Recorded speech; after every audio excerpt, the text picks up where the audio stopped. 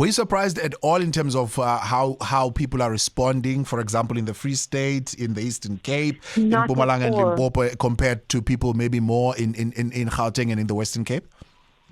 Not at all. I mean, if you just look, that it tallies really well with, I'm sure you might have covered the Green Drop Report, which is the state of wastewater in South Africa, and then the Blue Drop Report, which came out after 9 years, that basically says that our state of our municipal water is actually in dire, and we should all be sitting up and taking note. You know, I don't think it's at the point where we should all not go to our taps, etc.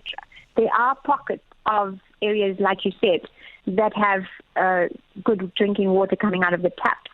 And but the challenge, and this is why we did the survey, is that there are so many municipalities that have shown in the Blue Drop Report that they're failing, whether it's microbiological, whether it's chemical kind of problems. They're not meeting standards. But they need to make that information public, and they're not.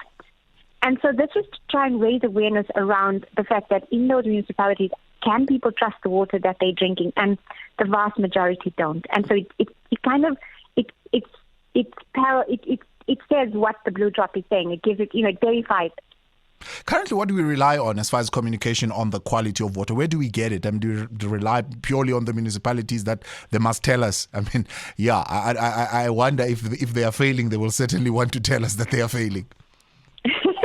Well, it's exactly that. I mean, I think that the way it works is that they have to test monthly, and they have to submit those tests to National Department of Water and Sanitation, which mostly they do. And if you go online, the National Department of Water has a fairly good site called IRIS, which gives you a picture of the state of our drinking water. It also gives you a very shocking picture on the sewage that's spirited into rivers. I mean, the map is just completely red because it's so bad. So there is that they have to report. The challenge, though, is they're not reporting to the people who are drinking the water or are affected by the water.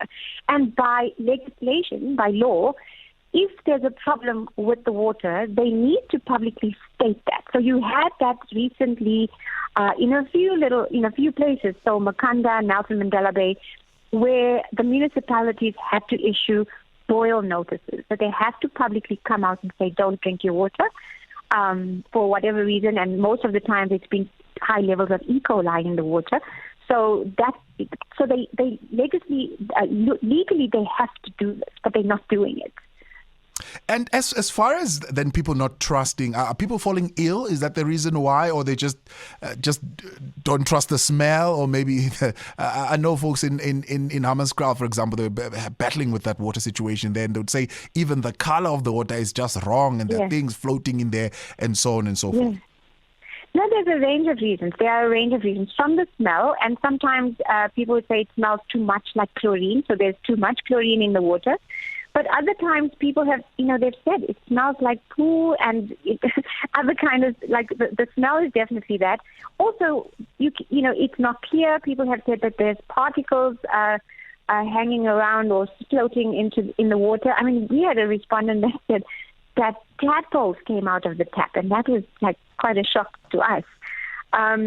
So there's that definitely where people are not trusting. But there are a lot of people who've said that after drinking it, they felt sick after a while, or they were nauseous, etc. So there are those cases, and I think the only time the municipality is really going to start sitting up, going to sit up and listen, and is when more people get sick and it becomes like a pandemic, which I think we're heading in that direction. News, experts, analysis, where things stand. What you need to know. Drive home with John Perlman On 702.